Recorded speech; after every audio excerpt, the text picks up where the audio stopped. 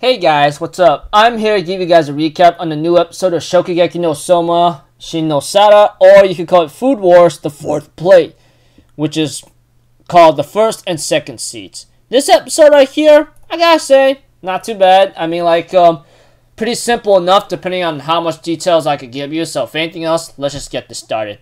We had to it that Ishiki does ask little Nene, or should I say whatever her name is, that or Kinokuri or Kurokini, I don't know what her name is. We have to it that Ishiki asked her, like, can you find any good time cooking with Central? Can you do that? And we see to it that, Tsukasa does offer Ishiki to maybe become an assistant or come by to work for him, you know, because he's very, and Tsukasa considers that Ishiki's very good, and he will reconsider, them being expelled. I mean, I could get them out of that if I can, but we'll see. If anything else, I want you to think it over after the deliberations are finished, you know? And we see to it that, Tsukasa Eishi senpai ends up having to serve a dish called Livre à la Royale, a royal way to serve wild rabbit. And we see to it that it's known to be an iconic dish to be loved by Louis the 14th, I don't know, whatever that Roman numeral is. Forgive me, even I suck at freaking symbols these days. But we see to it that An also explains, one of the most traditional wild game dishes is French royalty. But we see to it that the thick aromatic fragrance is no doubt this is highest quality. And we see to it that, when the judges are deliberating his dish, he sliced the meat from the front legs, back legs, and around the neck, and then wrapped it into a ballotine tube, you know? Then he sauteed it in a frying pan, subdued the distinct color, but keeping the meat juicy. We see to it that he also used something called the sauce, is a red wine reduction using wild rabbit bone fond and meat, then adding foie gras, chocolate, and the rabbit's own blood. It is perfection, you know?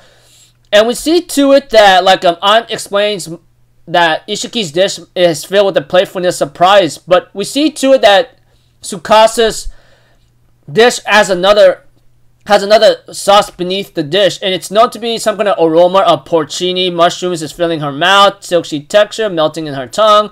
And we see to it that Erina explains something about the Royale, but they also call it a custard of eggs with various other fillings Royale. You could call it a French version of chawan mushi. And Alice ends up explaining, so basically both kinds of royal since it's there, you know?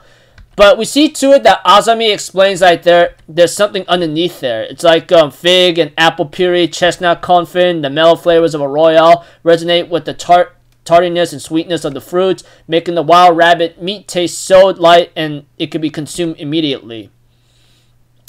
We see to it that overall deliberation, Tsukasa won his battle, but we also get to see some other backstory about him eventually, you know?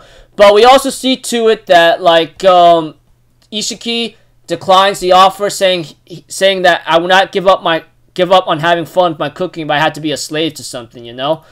And we see to it, of course, we get to see that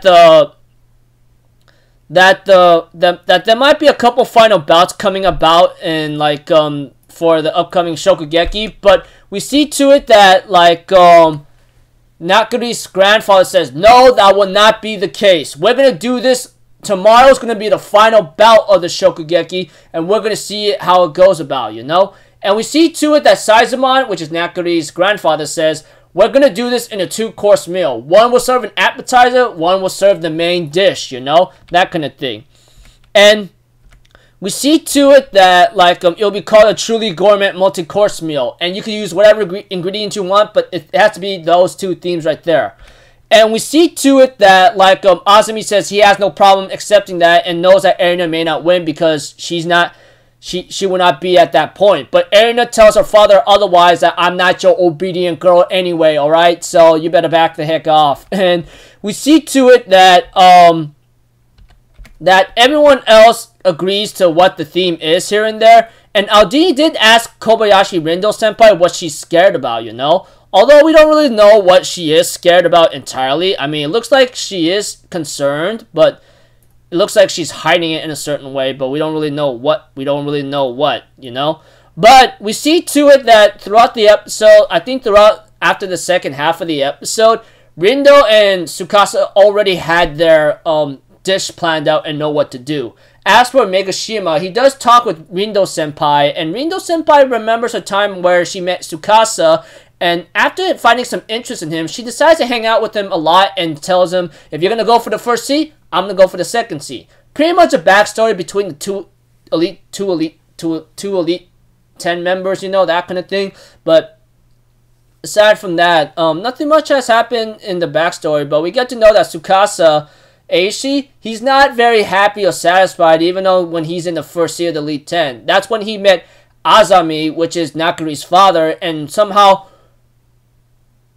manipulated him in a convincing way, in a convincing, truthful way of his words, telling Tsukasa that you're not satisfied, you're not happy, you experience these things because these people are just praising you because you're just just the first seed of the Elite 10 and you make these dishes. They're just giving you praise that you're not very fond of and you're not satisfied with, you know? And we see to it, of course, that's usually the backstory about Kobayashi Rindo and Tsukasa, you know, and how Tsukasa fell into Azami's truthful, manipulative wordings or something. But yeah, aside from that, that's how maybe Tsukasa went along with Nakari Azami, because he has some truth behind his own words and how things are supposed to be in true gourmet, you know. But we also see to it that the episode also shows Yukihira, Souma, and Erina arguing what should be in the dish, you know, and they argued throughout the entire night without no sleep. The way it was shown towards the end of the episode shows that. Rindo announces that she'll make the appetizer and Tsukasa will make the main dish, you know. As for Yukihira, Souma, and Nakari Erina, they end up playing John Ken Pon, or should I say rock, paper, scissors, to decide, alright, who's gonna make the main dish? John Ken Pon! And Yukihira lost and goes no! Whatever. And we see to it that it's already decided, and Yukihira and Erina's companions are already concerned, knowing that they are just arguing over the trivial things and they're gonna lose.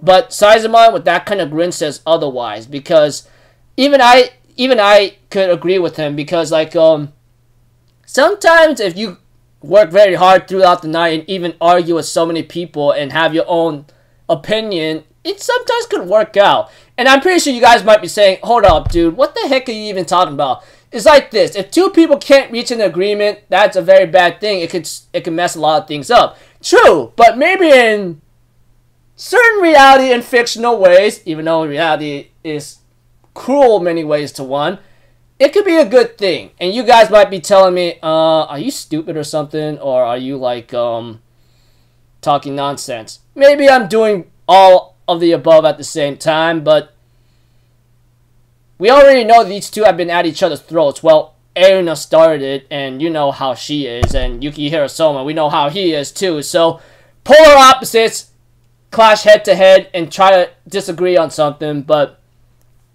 something could work out for them. I mean, we'll have to see. But, you know, next episode and the ones after that, I'm pretty sure it's going to be the final battle of what's going to happen to Yukihira and Erina along with everyone else, you know? And this will be possibly fascinating, even though not a lot of people are very fascinated. Anyways, looking forward to the next episode and the ones after it. So, until then, people, I'll see you guys in the next video. I'm Alpha Zero. Have a good day. I'll see you guys next time, alright? Peace out. Bye-bye. Toot-toot-toot!